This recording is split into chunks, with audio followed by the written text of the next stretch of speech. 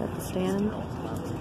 People, parents of Parkland behind him at the Ron Cochran Public Safety Complex, waiting for the governor and the ousting of the Broward County Sheriff. We've got more people coming in. There's the governor. There's the governor.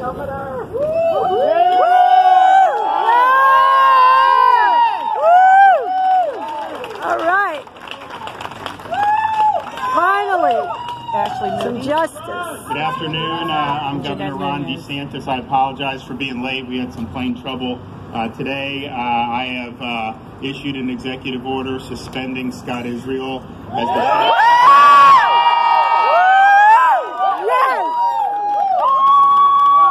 I have appointed Gregory Tony as the new sheriff of Broward County. Now, I'm going to have a few things to say, but before I do that, I wanted to give some of the Parkland families the opportunity to come up. So we'll start with Andy Pollack.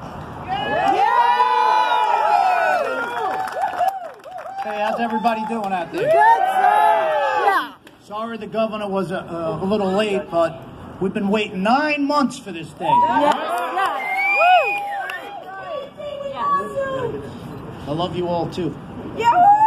So next I'm going to introduce my good friend Max. He lost his son Alex, okay, and we've been together ever since February 14th. So Max is going to come out here. He's worked so hard. You don't see a lot of what the families do because it doesn't really make it into the media. But Max has been behind the scenes working with senators and at a federal level for school safety throughout the country. So Max.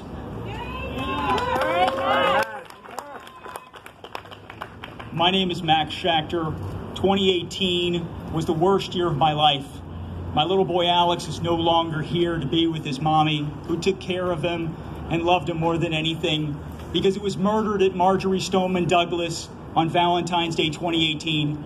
I'm here today to thank Governor DeSantis for changing the leadership of the Broward Sheriff's Office.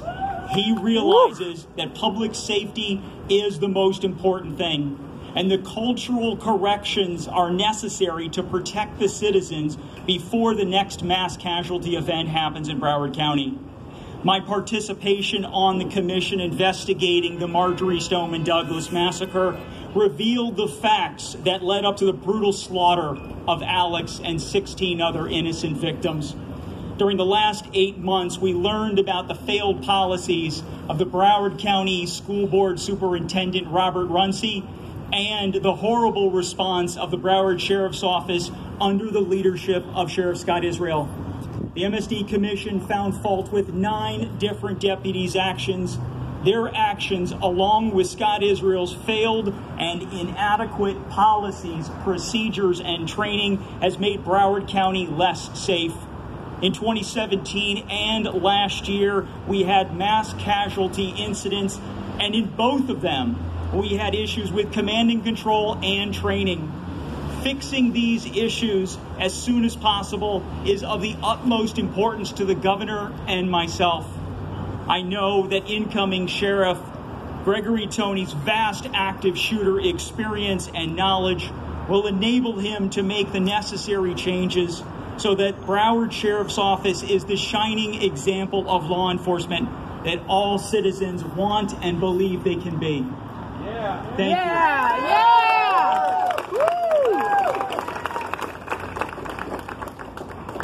Next, I'm going to introduce another commissioner from the Marjorie Stoneman Douglas Safety Commission. Ryan is another person that's been working nonstop since February 14th, and a lot of you don't see it, but Ryan actually was very instrumental in getting that Senate Bill 7026 passed. And me and Ryan share a special bond, and I'm going to introduce Ryan. Ryan lost his daughter Elena on the first floor that day in February. Yay, Ryan! All right, Ryan. Yay, Ryan! I'll keep my remarks brief because today is about a new chapter for Broward County. Yes. And I want to look forward rather than looking back. Governor DeSantis, I want to thank you for your bold leadership. This has been quite a week on a number of fronts. And this is an example and demonstration of the leadership we need here in Broward County. So I thank Governor DeSantis for keeping his campaign promise. Yes. Yes.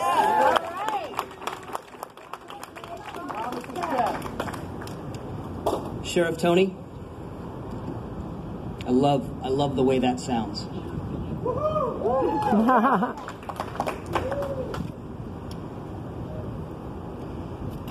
I'm glad you're here. And I want you to know that although the events that happened in Parkland on February 14th were likely the reason you're the sheriff today is because of those and the findings of the MSD Commission and the bold action of our governor, the sheriff, you will be the sheriff for the entire Broward community. And that's a big responsibility, and it's one I hope that you will take seriously. You are our sheriff, and we are here to support you and make sure you are successful. We're here because of the failures of the past, but today is a new day. Today is a new chapter. I'm excited. We have, I promised I wasn't going to say it, but I'm going to do it. There's a new sheriff in town.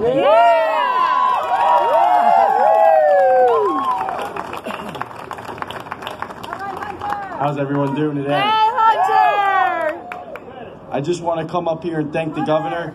He made promises and he kept the promises. And now the people of Broward County thank him. But not only do we thank him, the 17 angels who were let down from the Broward sheriff thank him as well. Now, we all have to support the new Sheriff Gregory Tony, and we will start today. Thank you, guys.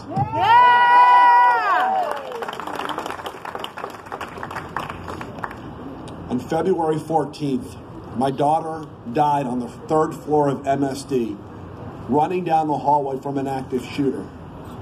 One more second and she makes it into the stairwell. She needed one more second. If anybody wants to know what failure means and lack of response, my daughter would have lived if somebody could have just given her one more second. So that's all I'm going to say about that. Governor, thank you for taking this action. I want to keep my brief comments actually on our new sheriff, because I do believe we've got the right guy. I have several really terrific friends in Coral Springs Police who have spent a lot of years working with our new sheriff. They've served alongside, they've trained with him, they've been trained by him.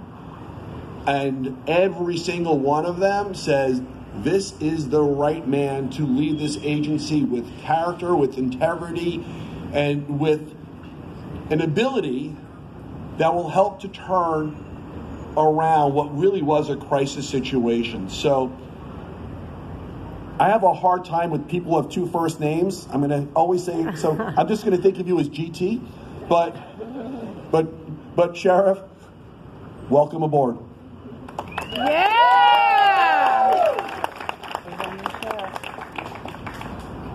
Good afternoon. My name's Tony Montalto. My daughter Gina was a victim also on February 14th at Marjorie Stoneman Douglas High School. Today I'm out here to represent a group of all our families. Stand with Parkland, the National Association of Families for Safe Schools. We applaud Governor DeSantis for taking action based on the Marjorie Stoneman Douglas High School Commission report. The leaders of the dedicated men and women in law enforcement must ensure that their policies put the safety of our state's children first. We hope that the Florida legislature, in conjunction with the governor, are able to act on more of the commission's recommendations and build on the important first steps that were passed with the Marjorie Stoneman Douglas High School Public Safety Act. That law demonstrated that our state was making positive change, addressing the security of school campuses, working on better mental health programs, and promoting responsible firearms ownership. The safety of our state students and staff should continue to be a place where all parties can come together and find the compromises needed to take action. On behalf of all our families who lost someone that day. The 14 wonderful students, the 3 brave staff members. We thank the governor for taking this action.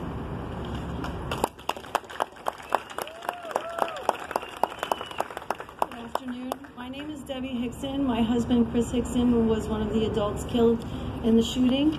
He is one of the adults that ran in that building immediately as soon as he heard something was going on.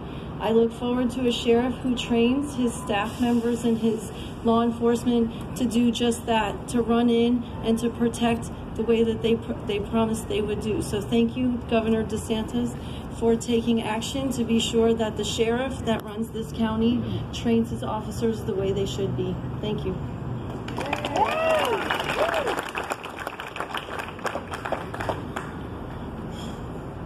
The first time I met Ron DeSantis was at the Lincoln Day dinner in Fort Lauderdale. He talked about accountability for what happened at Marjory Stoneman Douglas and safety for our kids. Those of you that know me, that word accountability haunts me day in and day out. Accountability. I never did anything political before my daughter was murdered at Marjory Stoneman Douglas High School. But I decided if Ron was for accountability, I was going to be for him. You don't always know with politicians. But today proves that Ron DeSantis is a man of his word. Our community and our kids will be much safer now that Sheriff Israel is out of office. Amen. Amen. Sheriff Israel said he judged his success by how many kids he kept out of jail. When BSO never arrested 1958, despite 45 calls to his house, they were following Israel's policies. Israel also changed the active shooter policy from the deputy shall go in to the deputies may go in.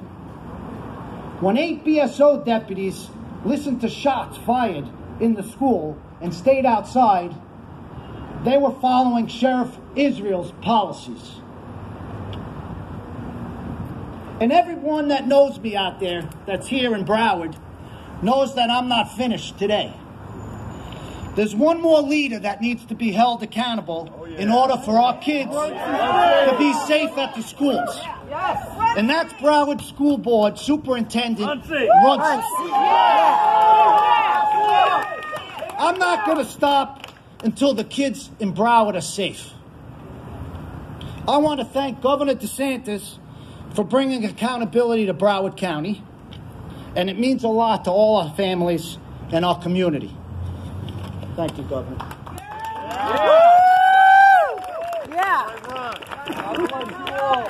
I want to thank everybody for those comments. Now, the neglect of duty and the incompetence that was connected to the massacre at Marjory Stoneman Douglas High School has been well documented, and I have no interest in dancing on Scott Israel's political grave. Just suffice it to say that the massacre might never have happened had Broward had better leadership in the Sheriff's Department.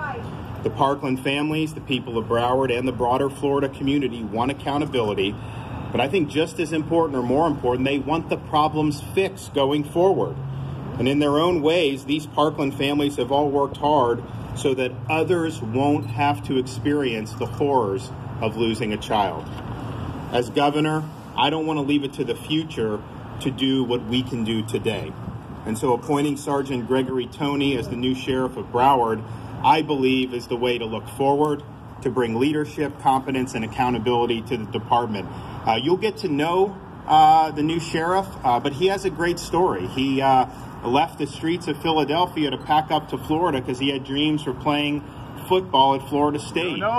People said, oh, you can't do it, you're too small to be a fullback. And guess what? He did it. He earned a spot on legendary coach Bobby Bowden's Florida State teams. And they ain't the Florida State that you just saw this year. They were a juggernaut back then. He served with distinction at the Coral Springs Police Department, earning the Meritorious Service Award for prudent act of heroism. His expertise are in things like active shooters, defending schools. You couldn't have anyone that would be more tailor-made for this position. And on the same day that I pardoned the Groveland Four, Greg Toney will be the first black sheriff in the history of Broward County.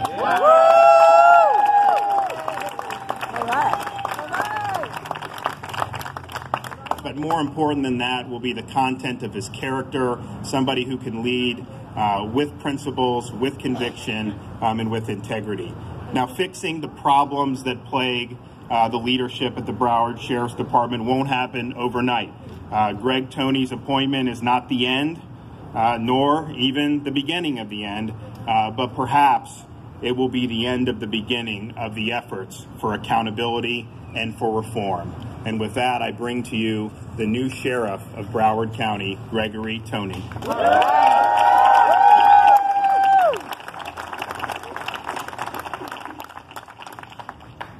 First of all, thank you all for being here. I'd like to thank Governor DeSantis for producing an opportunity for me to come back into Broward County and actually serve again in a public service capacity.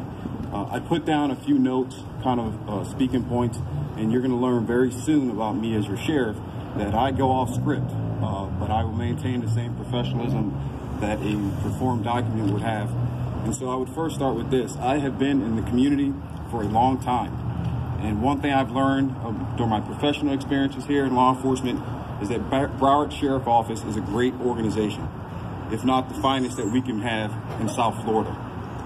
During this transition period, I plan on meeting with many people as possible, as soon as possible, and will rely upon some of the information and content and expertise that is already in this facility. There's become this myth that there's not enough qualified people here, that there's not enough strong leaders here, and they are. But when you have leadership at the top, it's important to bring that type of quality and skills and expertise up so that it reduces your job and ensure that you're providing the public the best safety that's possible out there. Understand again and remember that the Sheriff's Office is comprised of roughly 5,000 employees and roughly 3,000 deputies, almost exclusively made up of the most decorated and brave and unselfish individuals you will ever meet. I have served with many of these men and women during my law enforcement career, and they are not self-serving. They have the community interest at their heart, as do I. And so, to the employees and deputies now under my command, I understand you have concerns about the transition period. I can only provide the immediate comfort of saying this. I am not here for any type of political, grandiose, or agenda. I'm here to serve. I'm here to provide you with the best leadership that I can provide, as well as with any type of expertise and training agendas and any other equipment elements that's been lacking here is coming your way. To the community stakeholders, those in attendance, those that are watching, you have voted and expressed the rights to select your Broward County Sheriff. So I also understand that there may be some concerns there. And so to you, I say this. I have served you once before, oftentimes in the dark, away from the public light, simply doing my job to enforce the laws of this great state. I'm here to continue that mission under the capacity of sheriff by ensuring you and our deputies have the leadership that they deserve. Thank you very much.